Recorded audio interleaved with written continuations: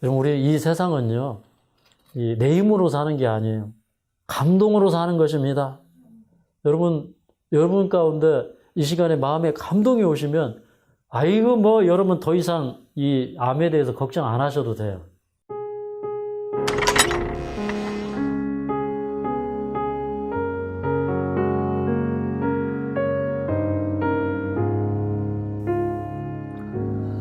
여러분 안녕하십니까?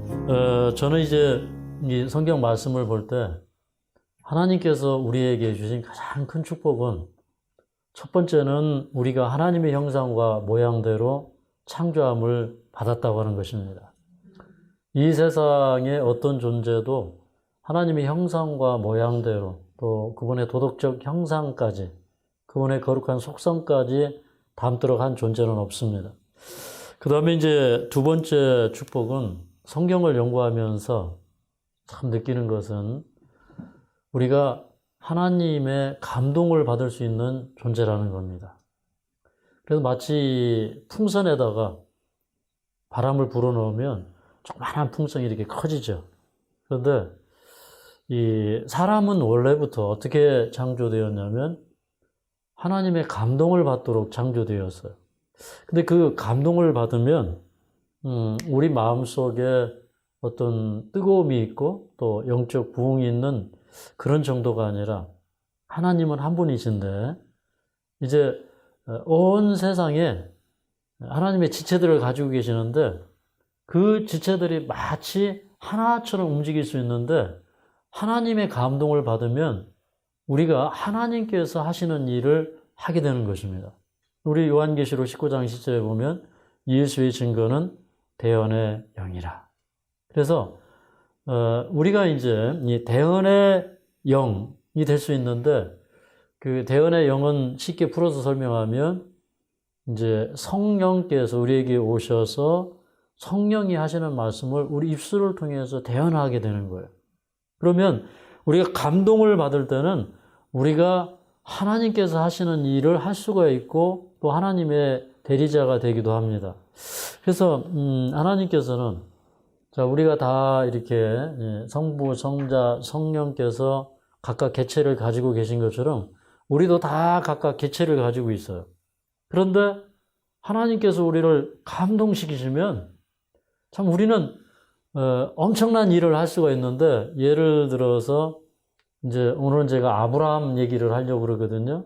그런데 아브라함은 성령에 감동된 이름이 아니에요.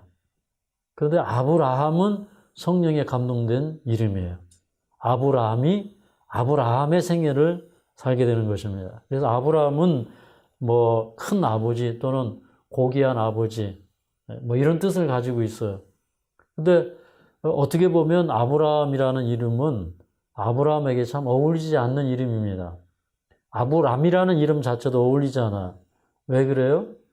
아브라함은 대략 이제 한 75세쯤에 갈대 우르에서 부름을 받을 때 그런 아이가 있었어요? 없었어요?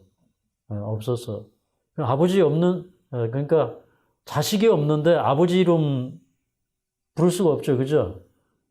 자식도 없는 사람이 벌써부터 아브라함은 아버지가 된 거죠. 그러니까 어떻게 보면 아브라함도 자격이 없는 이름이에요. 그런데 그 아브라함을 하나님께서 부르셔서 아브라함 되게 하신 그 역사.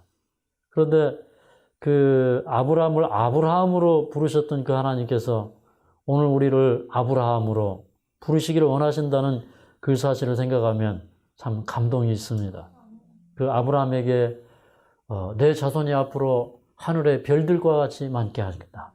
또 땅에 티끌처럼 많게 하겠다. 그런 약속을 주셨는데 근데 그런 약속이 아브라함에게만 주신 약속이 아니라 그 아브라함과 또 아브라함의 후손인 우리 모두에게 주신 언약적 칭호이기 때문에 우리는 정말로 번성해서 이제 계속해서 우리는 구원받은 다음에 이제 하늘에 가서 온 그 우주 세계들을 다스릴 어떻게 보면 이제 정말 하늘의 별들과 같이 많게 하시겠다고 하는 그런 하나님께서는 이 지구만 우리 구원받은 자들로 채우는 게 아니라 온 우주를 돌아다니면서 통치하고 왕노를 할 수 있는 우리로서 우주를 채우시는 그런 그 하나님의 귀한 그 섭리가 있다고 생각을 합니다. 오늘 이제 이 아브라함의 생애를 연구하면 참 하나님은 위대한 분이시다. 참 놀랄 만한 그런 역사를 아브라함의 생애를 통해서 우리가 배우게 됩니다. 우리 뭐 창세기 12장에는 하나님께서 아브라함을 부르실 때 아브라함을 이제 복의 근원이 되게 하시겠다고 하는 그 약속으로 이제 부르십니다. 그리고 아브라함이 가나안 땅에 들어와서 베델과 아이 사이에 장막을 치고 거기에 살게 됩니다. 그런데 그 가나안 땅에 들어가 보니 흉년이 와서 그만 저 애굽으로 내려갔는데 애굽 사람들이 이 사라를 보니까 너무 예쁜 거예요. 그래서 이 사라의 나이가 이미 많았음에도 불구하고 참 너무나 아름다워서 이 애굽 왕이 이제 그 아브라함과 이렇게 그 친교를 맺고 그다음에 이제 왕과의 결혼을 추진을 하죠. 그래서 이제 처음에는 이 사라가 아브라함의 아내인지를 모르고 데려다가 아내를 삼으려고 할 때 하나님께서 그 집에 화를 내리심으로 말미암아 이제 그 재앙의 이 그 애굽 왕이 깜짝 놀라게 되죠. 그래서 이제 원래 이제 이 왕과의 결혼을 위해서 아브라함에게 많은 노비와 많은 가축대들, 은금을 풍부하게 주었어요. 그런데 하나님의 그 진노로 말미암아 그것을 깨달은 이 왕은 이제 그 아브라함을 이제 다시 불러서 아내를 데리고 나아가라고 이렇게 얘기를 합니다. 그래서 이제 다시 이제 가나안 땅에 들어와서 베델과 아이 사이에서 장막을 치면서 살게 됩니다. 그런데 창세기 13장에 들어와 보면 이제 그 가나안을 피해서 애굽으로 들어갔지만 하나님의 그 묘한 섭리로 인해서 기이하신 섭리로 인해서 아브라함과 이 조카 롯은 부자가 돼가지고 돌아옵니다.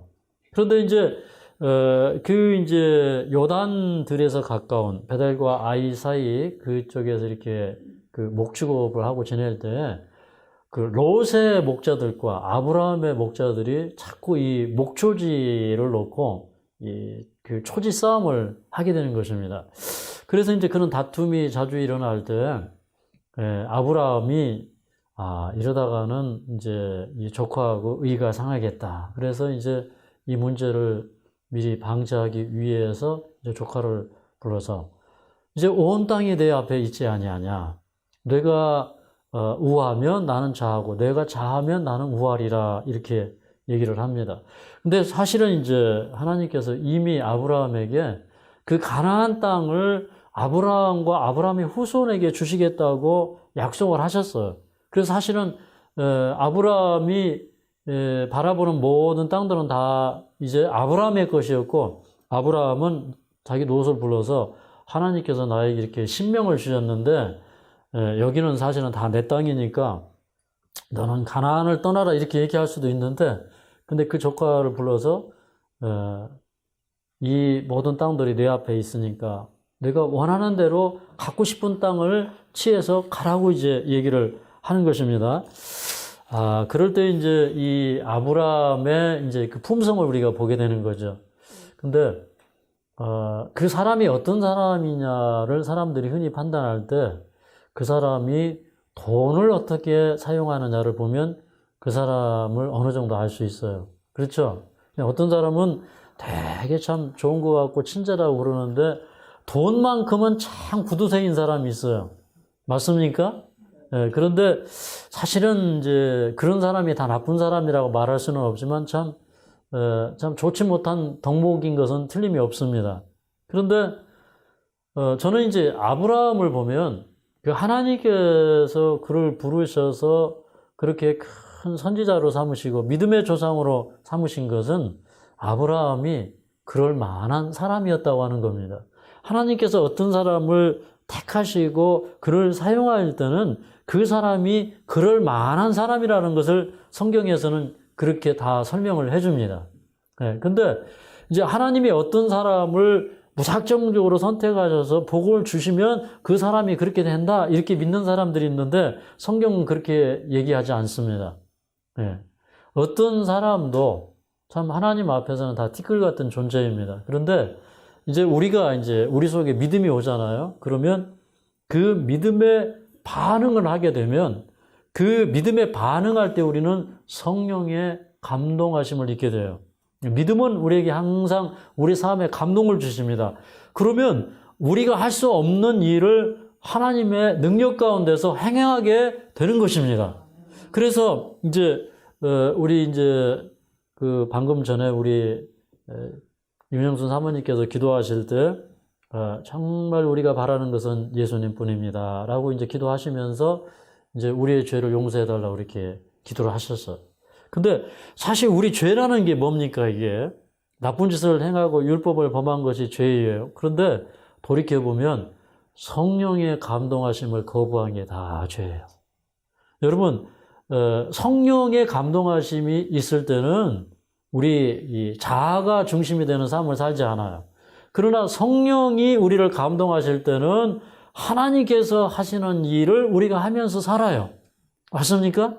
그래서 이제 아브라함이 조카 롯을 불러서 그렇게 얘기할 때 참 뭐 자기 조카잖아요. 그러니까 신분으로 보나 지위로 보나 또 그다음에 참 그 아브라함을 따라왔던 조카 롯이 어떻게 보면 어부지리로 아브라함이 많은 이 노비와 가축들을 얻을 때 그거 다 따지고 보면 자기 삼촌이 다 나눠준 것입니다. 그런데 그런 것을 아브라함은 따지지 아니하고 영적인 가치, 하나님께서 이러한 때 어떻게 하기를 원하나 그걸 먼저 생각하는 사람이었고 그 다음에 이제 사랑은 그런 것 같아요. 사랑은 그 사람이 갖고 싶은 것을 주는 것입니다.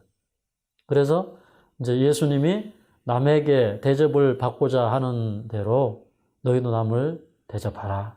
그런데 아브라함의 입장에서 처신을 한 게 아니라 조카 롯의 입장에서 처신을 한 것이에요. 근데 이 조카 롯은 참 믿음의 사람이기도 합니다. 왜 그러냐면 자기 삼촌이 갈다 우르를 떠난다고 할 때 그 참 살기 좋은 지역을 버려두고 이 젊은 사람이 자기 삼촌을 따라서 믿음을 따라서 나왔다는 자체가 아주 훌륭한 경험이에요. 그렇지 않습니까? 네. 그래서 이제 이 롯도 보면요. 이 롯도 보통 사람이 아닙니다. 나중에 이 소돔성을 천사들이 멸망시키러 갔을 때 그 외부에서 나그네들이 들어오면 이 소돔 사람들이 붙잡아서 이렇게 남자들도 예쁘장한 사람들이면 이제 그 동생 연애를 걸었어요. 이제 그 게이들이 많았잖아요. 그런데 이제 그런 손님들을 이제 그 귀한 손님들을 맞아서 이제 그런 추태가 벌어지기 전에 자기 집에 들어가서 지극정성으로 보살펴주고 그 손님들이 이제 사실은 이제 나중에 보면 두 천사였는데 이제 사람으로 그 사람 모습을 한 그런 천사였는데 그들을 보호하기 위해서 시집 안 간 딸들까지 내어줄 테니까 그렇게 이 사람들에게 이렇게 참 신뢰를 범하지 말라고 한 그런 롯의 모습을 보면 참 우리는 그 소돔성 가운데서 겨우 빠져나왔죠.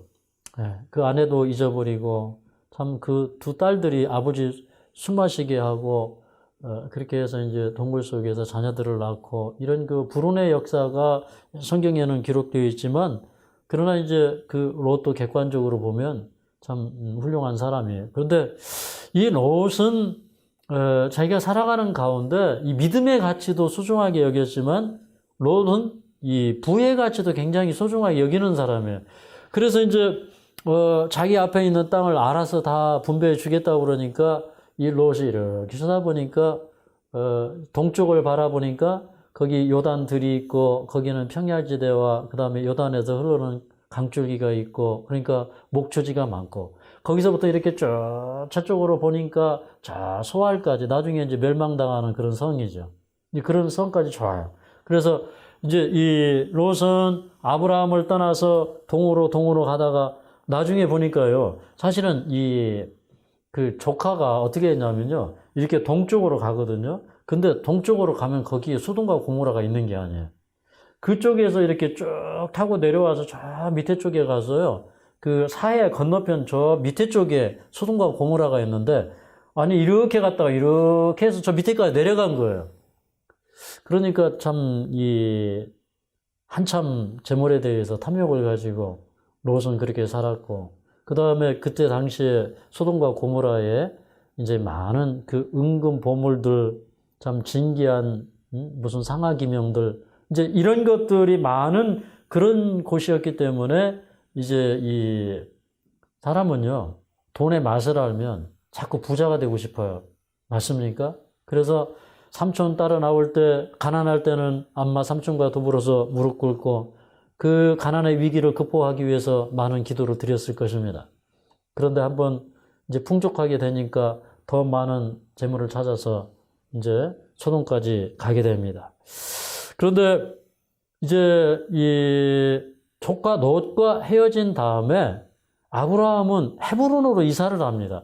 그래서 우리 이 지도를 이렇게 보면 이제 베델과 아이 이쪽으로 그 사이에 장막을 쳤다가 조카는 이쪽으로 가고, 그 다음에 이제 아브라함은 이렇게 밑으로 내려와요. 내려와서 이제 우리 그 유대 산지에, 우리 뭐 위성이나 지도로 보면 유대 산지가 있어요. 그래서 이제 이렇게 산맥들이 쭉 유대 산지가 이렇게 펼쳐져 있고, 그 유대 산지의 밑자락 쪽에, 맨 밑자락 쪽에 있는 게 이게 헤브론이에요. 그래서 이제 해발 930고지쯤 되는. 그런데 그곳은 이제 산들로 둘러싸이고 넓은 목초지가 있고 감람나무나 포도원이 있고, 그래서 이제 이 곡식을 재배할 수 있는 이제 그런 곳이고, 지금은 이제 그런 헤브론이 큰 도시를 구성하고 있겠죠. 저는 안 가봐서 모르겠습니다. 그렇지만 그 당시에는 그게 이제 한적한 시골이에요. 그런데 거기에 내려와서 아브라함이 살게 되었는데, 그런데 이제 아브라함이 이제 그 헤브론으로 올 때 사실은 이제 하나님께서 조카 롯이 떠난 다음에 아브라함에게 오십니다.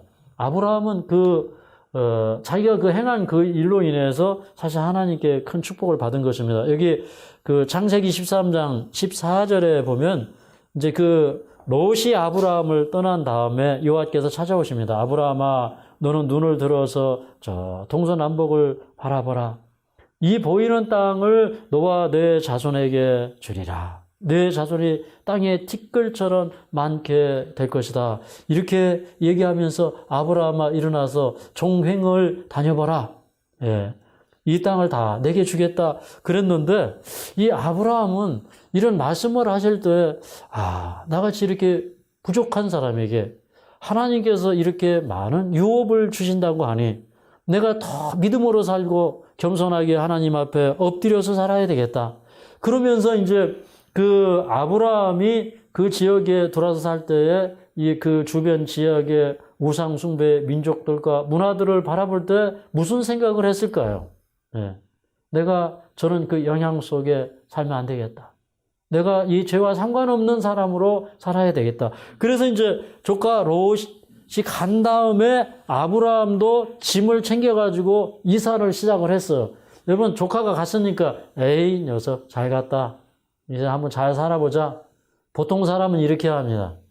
그러나 아브라함은 오히려 반면교사, 그렇게 그 사건을 반면교사 삼아서 자기는 이제 더 이쪽 서쪽으로 해서 밑에 쪽으로 내려와서 헤브론에 이르게 됩니다. 근데 이 헤브론은요, 이제 아브라함이 거기 살았고 자기 아들 이삭이 살았고, 그래서 자기 아내도 거기에 장사 지냈고, 그 다음에 며느리 리브가 또 장사 지내고, 그 다음에 헤브론은 나중에 다윗 왕이 이제 헤브론에서 왕이 되는 그런 이제 유서 깊은 장소가 되기도 합니다. 근데 저는 이 아브라함이 헤브론으로 가서 사는 것도 참 멋져요. 멋있어요. 여러분, 우리는 믿음을 찾아서 살아야 됩니다. 우리가 어디서 살아야 하나님께 영광이 될지 그거 중요합니다. 여기 그런데 18절에 보니까 이렇게 좀 기록되어 있어요. 우리 18절을 좀 함께 읽어보도록 하겠습니다. 13장 18절. 아브라함이 장막을 옮겨 헤브론에 있는 마므레 상수리 숲에 이르러 거하며 거기서 여호와를 위하여 단을 쌓았더라. 그래서 거기서 여호와를 위하여 단을 쌓았더라. 그런데 저는 이 말씀이 어떻게 들리냐면 오직 아브라함이 여호와를 위하여 살았다 이 말입니다. 여호와를 예배하고 여호와를 찬양하고 그리고 그에게 가나안 땅을 주시겠다고 하는 그의 그 신명을 받들어서 그리고 그의 그 많은 후손들을 주시겠고 그 후손들에게 축복을 주시겠다고 하는 그 믿음으로 난 백성들을 그 믿음의 유업을 주시겠다고 하는 이 신명을 그는 하찮게 여기지 아니하고 그는 그 가나안 땅 여기 내 땅이니까 좋은 땅에서 살겠습니다라는 그런 욕심을 버리고 그는 오히려 저 시골로 산으로 들어간 것입니다. 여러분 이 시대에 이런 믿음이 필요합니까? 예. 여러분 뭐 그런 찬송이 있죠. 초가산간도 나는 만족하네. 값진 재물은 내게 없지만.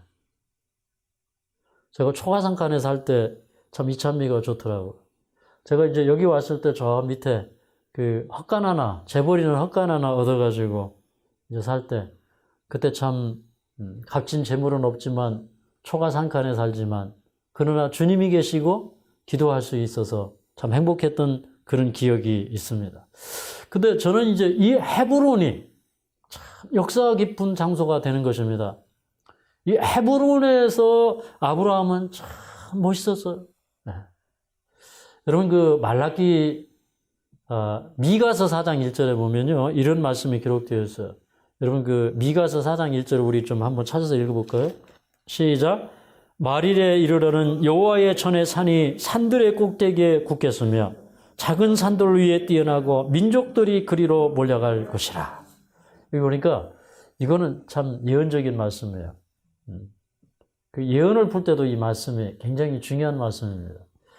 이 마지막 시대에 와서는요 여호와의 전에 있는 산이 산들 위에 굳게 서고 그 다음에 이 작은 민족들로 표상되어 있는 이 작은 산들 위에 뛰어날 것이다 그랬어요. 그러니까 여러분 마지막에는 결국에는 그 하나님의 백성들이 있는 것, 하나님의 진리의 백성들이 있는 것, 그런 곳이 세계에서 가장 높은 산이 되고 가장 위대한 곳이 되고 사람들이 구원을 위해서 시온산으로 가는 것처럼 열방이 열국이 근리로 다 몰려올 거예요. 맞습니까? 근데 저는 보니까 헤브론이 이런 곳이 되었어요. 왜 그랬냐면요. 이 헤브론에서 이렇게 잘 살고 있는데 여기 창세기 14장에는 굉장히 놀랄 만한 사건을 기록하고 있는데 이것은 우리가 역사의 기록에서 찾아볼 수 없는 성경에서 찾아볼 수 있는 세계 제1차 대전을 기록하고 있습니다. 그런데 이 전쟁은 굉장히 큰 전쟁이었는데 저 바벨론 지역 그러니까 저 시날 땅 또 엘람 땅 그러니까 지금 이렇게 우리가 지도로 보면은 이렇게 문명의 발생지였던 메소포타미아나 뭐 티그리스 유프라데스 강이 흐르는 그런 그 지역, 지금의 이제 중동 그런 지역이죠. 그런데 거기를 주름잡던 엘람 왕 구돌라오멜이 굉장히 강성한 왕이었고 이 왕이 이제 14년 전에 이쪽에 가나안 지역에 올라와서 이제 그 소돔과 고모라 지역에 있는 사람들에게 이렇게 조공을 바치게 했어요. 그런데 12년 동안 조공을 바치다가 스톱한 다음에 이제 이 13년째 바치지 않았어요. 그래서 14년째 이제 이 전쟁을 준비하고 엘라만 그돌라오멜이 네 왕들과 동맹을 해서 이제 이렇게 쭉 북진을 해서 이제 그 가나안 동편으로 들어와서 이제 그 사해 이쪽 그 동편으로 해서 그쪽에 이제 그 왕들을 쭉 정령하면서 내려오는데 여기 이제 그러니까 이 전쟁을 뭐 2년 가까이 준비한 다음에 이제 벼르고 올라온 것입니다. 그런데 여기 이 14장 그 5절에 보면 느바 족속을 치고 또 수수 족속을 치고 엠 족속을 치고 호리 족속을 치고 아말렉 족속을 치고 하면서 이제 그 사해 동편에 있는 그 위에서부터 이렇게 그 민족들을 이렇게 다 점령하면서 지금 내려오는 거예요. 그러니까 마치 큰 회리바람이 일어나가지고요. 싹 쓸면서 오는 겁니다. 여러분, 이런 큰 전쟁이 오면 여러분 두려워요? 두렵지 않아요? 굉장히 두렵겠죠? 아주 기세등등하게 아주 뭐 전쟁에서 전승을 하면서 무적의 군대로 지금 올라오는 거예요. 그러니까 이 창세기 14장의 기록은 뭐냐면 지금 이제 제1차적인 세계대전이 벌어졌는데 이제 엘라만 그돌마멜과 연합한 왕들이 너무 강해가지고 맞설 상대가 없다는 거예요. 네. 그런데 이제 소돔과 고모라 왕이 이제 그 사해 아래쪽에 시딘 골짜기에서 그들과 이제 이쪽에 가나안 지역에 소돔과 고모라 왕을 중심으로 해서 이제 네 나라가 연합해서 지금 연합군대가 맞아서 싸우고 이제 저쪽에 5군데가 또 맞아서 싸우는 것입니다. 그런데 이 싸움에서 누가 이긴 거예요? 엘라만 그돌람 쪽이 이긴 거예요. 그래서 이제 큰 시딘 골짜기에서 역청 골짜기에서 이렇게 큰 싸움을 하다가 이제 거기에서 이 많은 군대들이 거의 다 괴멸을 당하고 그다음에 이제 일부는 살아남아서 산 쪽으로 도망을 치다 보니까 그쪽에 이쪽 동쪽으로 와서 이 산 쪽으로 올라가다 보니까 헤브론에 딱 올라가게 돼 있는 거예요. 근데 어떤 사람이 와가지고 얘기하기를 이제 큰 전쟁이 일어났는데, 예. 그런데 이제 그 소돔과 고모라 백성들이 다 이렇게 포로로 잡혀가고 이쪽 이 진영은 대패를 하고 그 다음에 거기 누가 사로잡혀 갔다는 거예요? 예, 조카 롯이 사로잡혀 갔다는 겁니다. 그런데 그 얘기를 들은 다음에 아브라함의 마음속에 그 조카에 대한 사랑이 불일 듯 일어나는 겁니다. 그러니까 조카는 그렇게 참 자기를 떠나갔지만 그런데 아마 아브라함의 마음속에는 늘 어떤 마음이 있었을까요? 그 조카를 위해서 기도하고 그리고 그 조카가 정말 이 소돔성에 살면서 그 죄악에 물들지 않고 하나님을 잘 경외하도록 아마 날마다 아브라함이 기도한 것 같아요. 그래서 이제 그때 그 헤브론에서 이제 아브라함이 살고 있을 때 참 그 아브라함은 하나님을 경외하는 충성심이 있고 그 다음에 그 아브라함의 품성은 참 다른 사람한테 친절하고 관대해요. 조카 롯에게만 뭐 친절한 게 아니라 참 그 주변의 나그네들한테 얼마나 친절한지 주변 민족들에게 참 모범이 되고 아름다운 삶을 살기 때문에 그때 이제 그 아모레 족속의 그 왕들이었던 세 형제가 나와서 자기네들의 안녕과 평안을 위해서 아브라함과 동맹을 체결하고 있었어요. 그래서 이제 여기 14장 13절에 보면 마므레, 에스골, 아넬 이런 사람들이 나오죠. 헤브론 옆에 마므레 지역에 아마 그 통치자가 마므레가 아니었나 이런 생각도 해보고요. 어쨌든 마므레, 에스골, 아넬 이 세 형제가 이제 연합되어 있었어요. 동맹을 체결하고 있었어요. 그때 아브라함이 자기 집에서 이제 그 무술을 연마하고 훈련받은 그런 318명의 종들과 그 다음에 아모리 족속의 이제 이 통치자가 이끄는 그 군대를 이끌고 가서 이제 그들을 쳤어요. 근데 이 사람들이 이제 이 가나안 북쪽쯤에서 이제 이 사람들은 그 뭐 소돔과 고모라 그쪽 지역의 그 부녀들을 다 이렇게 포로로 붙잡고 그 다음에 거기에 있는 그 소돔성과 고모라성에 얼마나 좋은 값진 재물들이 많았겠습니까? 근데 그 보물들 다 챙겨가지고 그리고 이제 제가 생각할 때는 이 롯도 참 어지간히 쟁여놓고 산 것 같아요. 맞습니까? 예, 여기 그래서 14장 12절에 보면 뭐라고 기록을 했냐면 이렇게 기록했어요. 소돔에 거하는 아브라함의 조카 롯도 사로잡고 그 재물까지 노력하여 갔더라. 그렇게 얘기했어. 그러니까 꼭 집어서 얘기한 겁니다. 예. 이 롯이 뭐 때문에 소돔에 들어갔어요? 재물 때문에. 근데 그 재물이 누구께 되어버렸어요? 예, 이게 이제 남의 것이 되어버렸어요. 여러분, 우리 인생이 그렇습니다.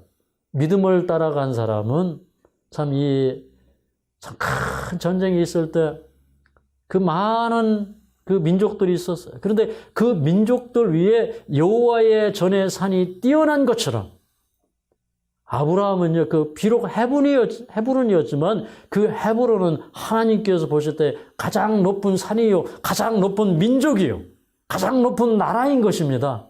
아멘입니까? 네. 그래서 이제, 조카 롯은 자기 가족들과 자기가 사로잡혀 가고, 그 다음에 자기 재물까지 다 강탈당해서 이제 그런 처지에 놓여 있는 것입니다. 그런데 이제 전쟁을 축하하고 술 취해 있는 사람들을 여러 이 편대로 나누어서 아주 강력하게 급습을 하면서 그 많은 군대를 대패시켜요. 이게 참 하나님의 능력이 아니면 불가능하죠. 네, 하나님의 감동하심이 없으면 이게 불가능해요. 그래서 여러분, 우리 이 세상은요, 내 힘으로 사는 게 아니에요. 감동으로 사는 것입니다. 여러분 가운데 이 시간에 마음에 감동이 오시면 아이고 여러분 더 이상 이 암에 대해서 걱정 안 하셔도 돼요. 그건 아무것도 아니에요. 우리가 성령의 감동하심만 받기만 하면 그건 아주 위대한 역사가 일어나는 것입니다. 근데 이제 이 강력하게 치니까 이 군대가 거기서 대패하고 도망치는데 어디까지 도망쳤다고 얘기를 하고 있냐면요. 여기 보면 이제 다메섹 호바라고 하는 지역까지 물러납니다. 근데 제가 이렇게 지도로 추적을 해보니까 가나안 북쪽 지역을 넘어서 저 다메섹 호바까지 도망을 갔다고 그러니까 아주 그냥 끝까지 안 놓고 그 재물하고 인질들을 붙잡고 가는 거예요. 그래서 어떻게 보면 참 조카 롯이 그렇게 끌려가면서 고생 꽤나 했겠다 이런 생각이 들어가는 거예요. 네. 이게 다 하나님의 교훈이 있지 않습니까? 이런 일을 통해서. 네. 근데 나중에 보니까 이 조카 롯이 그쯤 되면은 다시 소돔으로 들어가지 말아야 되는데 나중에 거기로 또 들어갔어요. 그죠? 그래서 나중에 그 소돔성 나올 때는 자기 아내가 소돔에 대한 미련을 못 버려가지고 뒤를 돌아다보다 소금기둥이 되어버렸잖아요. 사람의 미련은 이렇게 참 강한 것이고 참 사람의 미련만큼 미련한 게 없습니다. 그죠? 여러분은 어떤 미련을 갖고 사십니까? 좀 미련을 버리셔야 되겠습니다. 미련을 버리지 못하는 미련한 백성이 되지 말아야 되겠습니다. 근데 거기까지 쫓아가서 아브라함은 조카 롯을 구해갖고 옵니다. 그런데 이제 이렇게 다 올라올 때에 이제 참 여러 날에 걸친 추격전과 그 다음에 끈질긴 추격을 통해서 아브라함은 이제 조카 롯을 이제 또 그 다음에 많은 이제 포로된 백성들을 또 그 다음에 많은 이제 그 사람들이 가지고 도망가던 거, 또 그 사람들이 가져온 것까지 다 전리품들을 취해갖고 옵니다. 그런데, 여기 17절에 보면 그때 소돔 왕이 샤웨이 골짜기 곧 왕곡에 나와서 그를 영접하였다. 그랬어요. 샤웨이 골짜기라는 것은 샤웨이는 이게 평범한 이런 뜻이 있어요. 그래서 다른 말로는 이제 왕의 골짜기라고 그러는데 기드론 골짜기의 평범한 것 어디 지점쯤 되는 것 같습니다. 그 지점까지 이제 소돔 왕이 멀리 이제 나와서 영접하기 위해서. 근데 그때 또 한 사람이 나오는데 18절에 보니까 살렘 왕 멜기세덱이 오랜 추격전에 시달린 사람들에게 원기를 돋구기 위해서 떡과 포도주를 가지고 나옵니다. 이게 뭐냐면 여러분 우리 참 어떤 때는요 믿음으로 살다가 보면 참 우리도 피곤하고 지치고 그러는데 어떤 상황에서도 하나님은 우리의 처지를 살피시고 도와주시는 분이십니다. 그 다음에 그 살렘 왕 멜기세덱이 아브라함을 축복합니다. 근데 이 멜기세덱이 이렇게 가만히 보니까 참 아브라함이라고 하는 인물에 대하여 이 살렘 왕, 그때 왕이면서 제사장인 이 멜기세덱. 그래서 이제 이 멜기세덱은 그 예수님을 상징하죠. 왕이면서 제사장이신 예수님을 표상적으로 보여주고 있고 히브리서에 보면 어미도 없고 아비도 없고 그 족보도 없고 갑자기 등장해요. 왜 그러냐면 그 기원이 없는 영원 전부터 계신 하나님의 아들과 이 같은 방불한 그런 인물로 이제 묘사되기 위해서. 근데 이 살렘왕 멜기세덱이 나와서 천지의 주제시요 천지를 창조하신 그 지극히 높으신 하나님이시여 아브라함에게 복을 주옵소서 이렇게 얘기해요. 그러니까 이 멜기세덱이 참 저 헤브론에 사는 시골 양반이 가가지고 그 세계 1차 대전에서 이쪽 진영은 다 이미 먼저 패하고 그런데 전쟁에 승리해가지고 돌아가는 그 군대를 추격해가지고 그들을 멸망시키고 그 세계 대전에서 아브라함이 조카 롯을 찾아오면서 우뚝 서버린 겁니다. 네. 온 세계가 다 주목할 수 있는 아브라함이 된 거예요. 저는요, 이때만 해도 아브라함이 아직 이름이 아브람인데 하나님께서 아브라함을 만들 준비를 다 하고 있는 거예요. 여러분 이게 감동되지 않습니까? 네. 어떻게 저 헤브론 시골에 살던 사람이 근데 물론 이제 아브라함의 가족이 대가족이기는 했죠. 하나 일개의 족장이죠. 그런데 그런 큰 전쟁에서 이 세계 역사의 주인공이 되느냐 이 말이에요. 그러니까 이 믿음이라는 건 그거예요. 여러분 우리가요 이 하나님을 섬기기로 선택을 하고 우리의 삶이 주님 앞에 바르게 되어 있을 때 하나님께서는요 우리의 믿음의 깃발을 높이 들게 하시는 것입니다. 네. 온 세계가 아브라함의 그 용맹과 아브라함의 하나님을 주목하게 되는 사건이 된 것이에요. 저는 이게 참 놀라운 역사라고 생각합니다. 여러분 마지막 시대에 하나님께서는 당신의 진리와 당신의 백성들의 위용을 이렇게 높이실 거예요. 우리 마음속에 그런 포부와 믿음이 일어나야 됩니다. 성경은 그냥 역사적인 기록이 아니에요.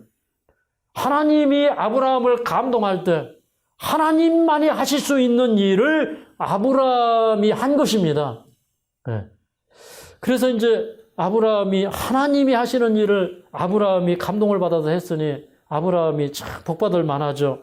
그 다음에 이제 뭐라고 했냐면 멜기세덱은 너희 대적을 내 손에 붙이신 지극히 높으신 하나님을 찬송할지로다. 그래서 하나님의 역사가 기이하시잖아요.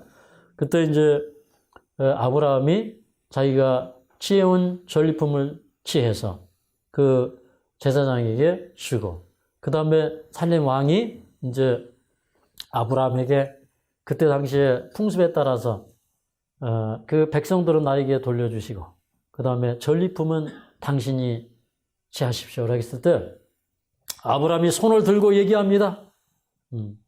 내가 하나님 앞에 맹세하는데 당신이 아브라함이 부자 되게 했다고 할까봐 내가 뭐 시로라기 하나 그 다음에 그 신발끈 하나 내가 취하지 않겠다.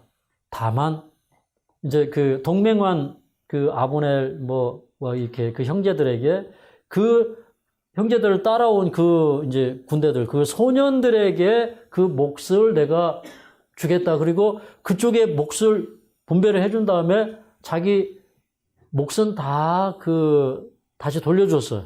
그러니까 참 아브라함은 이런 것입니다. 다른 사람의 위기를 통해서 다른 사람의 불행을 통해서 자기의 이익을 취하지 아니했습니다. 이게 큰 작 아닙니까? 이게 복을 받는 사람의 특징입니다. 근데 이제 그런 그 큰 전쟁에서 승리했어요. 근데 이게 참 떨리는 일이에요. 왜 그러냐? 저들이 또 언제 군대를 준비해서 헤브론으로 올라올지 모릅니다. 두려웠어요. 그런데 아브라함은 또 이렇게 자기를 생각하면 조금 이렇게 움츠러들어요. 왜 그러냐면 자기에게는 아직 뭐가 없어요? 든든한 믿을 만한 자식이 하나도 없어요. 그래서 이제 참 두려워할 때 하나님께서 아브라함에게 나타났어요. 아브라함아, 아브라함아, 두려워하지 말아라. 나는 너의 방패야. 그러니까 너 두려워하지 마. 적들이 올라와도 내가 방패가 돼서 막아줄게. 이런 얘기 아니에요? 너의 지극히 큰 상급이니라. 근데 그 얘기를 들을 때 참 위로는 되었지만 그런데 아브라함이 이제 생각을 해보니까 아직 자기에게 아들이 없어요. 그래서 하나님 뭐 저는 이제 아들 낳기는 틀렸으니까 저의 종 이 다메섹 엘리에셀을 제 후사로 좀 삼아 주십시오. 그랬더니 아브라함아 그게 아니다. 너 좀 밖에 나와봐. 저 밤하늘에 별들을 좀 봐라. 한번 해보자. 그래서 그날 저녁에 별을 헤이는 밤, 하늘이 높고 유난히 푸른 밤에 아브라함과 지금 하나님께서 대화를 나누면서 아브라함이 별을 헤이는 거예요. 야, 한번 세봐. 셀 수 있냐? 아, 까먹었어요. 도저히 못 쉬겠네요. 내 후손이 하늘의 별들처럼 이렇게 많을 것이다. 그런데 그때 성경은 뭐라고 기록을 하고 있냐면, 자, 6절을 함께 읽어보겠습니다.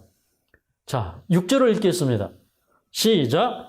아브라함이 여호와를 믿으니 여호와께서 이를 그의 의로 여기시고, 그래서 그때 아브라함이 하나님의 계획하신 것과 진심을 받아들이고 믿게 되었어요. 하나님은 이를 아브라함의 의로 여기셨다 그래서. 여러분, 이 믿음은요 참 역사하는 힘이 있어요. 믿음은 사람을 감동시킵니다. 여러분, 아브라함에게 약속하신 게 뭐냐면 내 후손이 하늘의 별들과 같이 많게 해 주시겠다는 약속이었어요. 그런데 우리가 믿으면요, 하나님의 약속을 믿으면 하나님의 약속이 이루어져요. 맞습니까? 그래서 믿음은 가치가 있는 것입니다.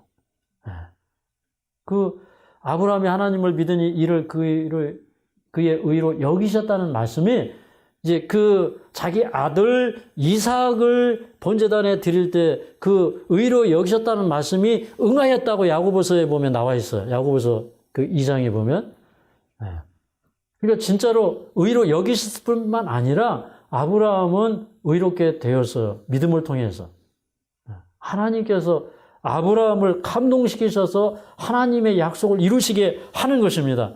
그 다음에 이제 아브라함이 그때 이제 하나님의 약속은 아브라함에게만 주시는 약속이 아니라 아브라함의 후손에게도 주시는 약속이었기 때문에 이거는 아브라함에게 주신 약속만 아니라 그 후손에게도 주신 약속이라는 것을 보증하기 위해서, 표징하기 위해서 언약식을 체결을 하는데, 여기 이제 내가 이 가나안 땅을 너희에게 주겠다는 말은 내 대에 성취되지 않고 나중에 내 후손에게 성취될 것인데, 그들이 이방에서 객이되어서 400년 후에 많은 재물을 이끌고 돌아온 다음에 이 가나안 땅을 정복할 것이다.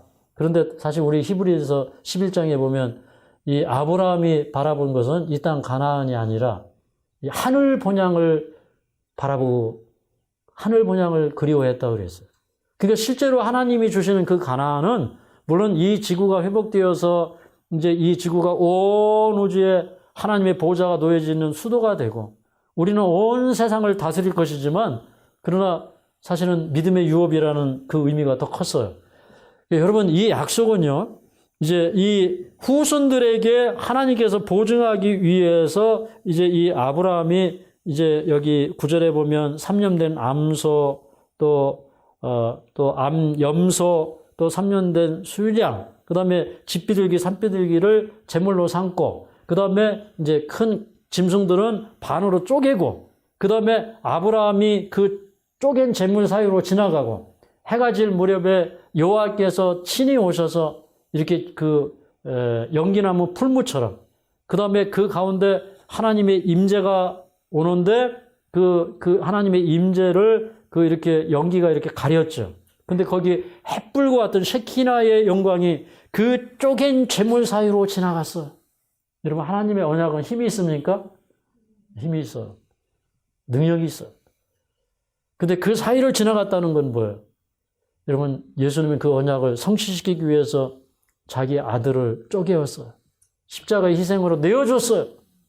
그래서 이제 우리는 말입니다. 그 언약을 받은 우리는 뭐냐면 이 제물이 쪼개진 것처럼 만약에 이 언약에 불충실하면 우리도 그런 각오를 해야 되는 거예요. 우리도 그런 심판이 있는 것이에요.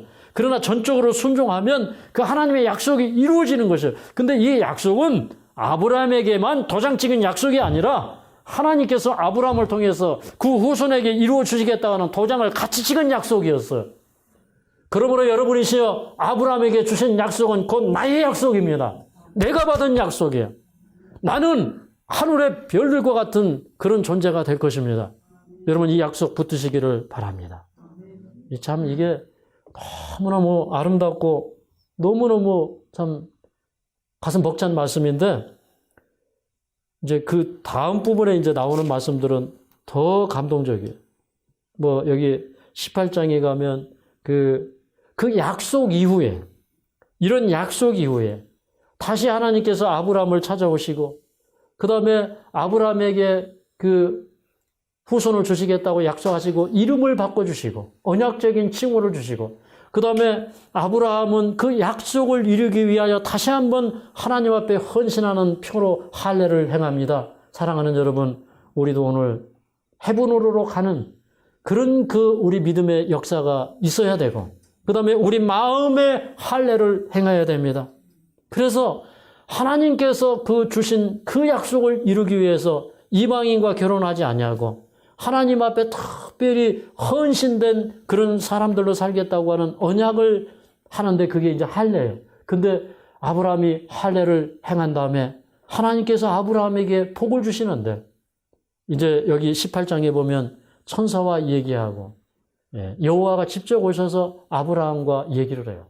그래서 아브라함이 믿음으로 사니까 천사가 찾아오고 예수님이 그와 더불어서 얘기하고 그래서 정말 아브라함이 이제 하나님의 벗이 되어갑니다. 그런 이제 이 장면들 뒤에 또 그 다음에 참 이 소돔과 고모라가 멸망할 때 참 아브라함아 내가 하려는 일을 너에게 숨기겠느냐? 내가 너를 택한 것은 너와 내 후손이 나를 경외하고 그리고 내가 내 자손들을 잘 가리켜서 의와 공도를 행하게 하려고 내가 너를 택하였지 않느냐? 이렇게 얘기합니다. 그러면서 하나님께서 하시는 일을 아브라함에게 공개하면서 소돔과 고모라가 이렇게 죄를 지었는데 내가 이 소돔과 고모라를 멸망시키는 이유는 이런 이유에서이다. 너는 내 후손들에게 잘 가르쳐서 이런 역사적인 교훈을 그들이 잘 배워서 하나님을 경외하도록 그렇게 의와 공도를 행하도록 가르치라.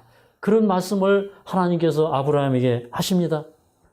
사랑하는 여러분, 우리가 오늘 아브라함의 생애를 배우면서 아브라함이 살았던 그 참 아름다운 역사, 그런 그 기적의 역사, 그리고 하나님의 역사로 되어지는 역사, 능력의 역사, 그런 역사가 우리가 사는 날을 따라서 있게 되기를 주님의 이름으로 축복하면서 말씀을 마치겠습니다.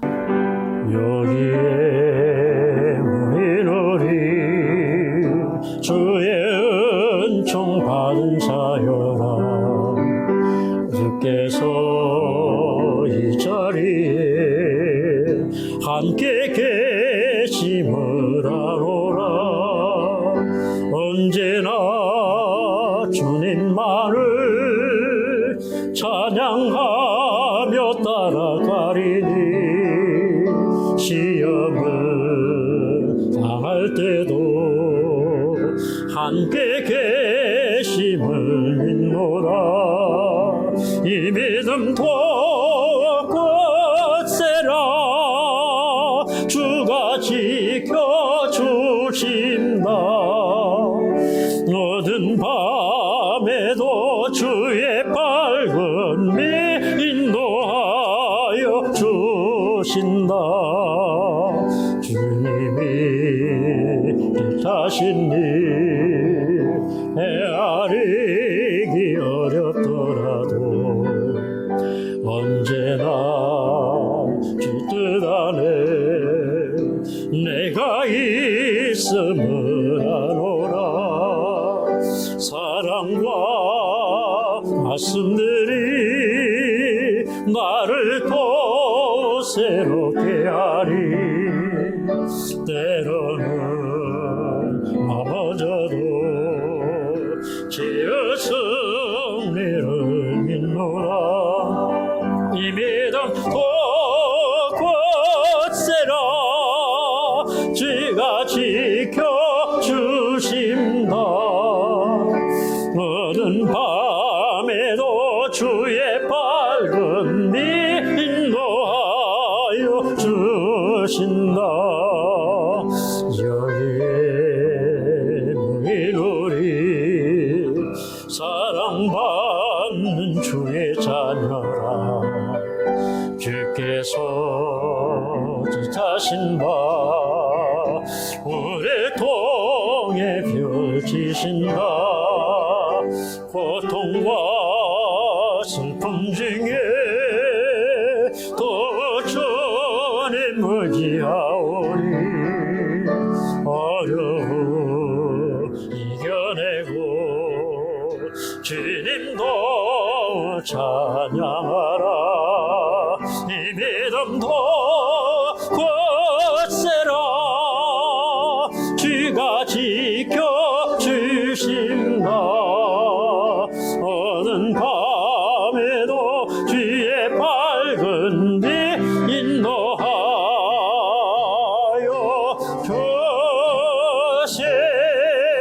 주신다.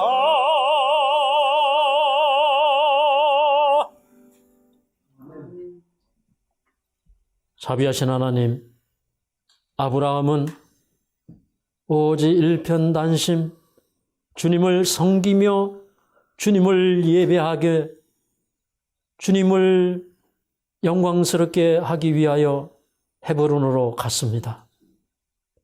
저희들도 그러한 삶 되게 하여 주시옵소서. 믿음으로 사는 자에게 하나님의 능력이 나타나고, 믿음으로 사는 생애에 하나님의 위대하신 약속이 성취되는 것을 보게 됩니다. 자비하신 하나님, 우리도 믿음대로 살기를 원합니다. 우리도 성령에 감동된 자가 되기를 원합니다. 우리가 성령에 감동될 때 우리는 더 이상 우리에게 닥친 이 암병으로 인하여 두려워하지 않게 될 것입니다. 우리에게 다가오는 사방으로 에워싸움을 당한 것 같은 그런 그 위기로 인하여 우리는 절망하지 않을 것을 믿습니다. 참으로 삼손을 묶었던 그 줄들이 참으로 힘없이 풀어졌던 것처럼 아버지여, 우리를 두르고 있는 이 사망의 얼군 모든 줄들이 주님 안에서는 아무것도 아니게 다 끊어질 줄 믿습니다. 주님, 우리를 붙들어 주시옵소서.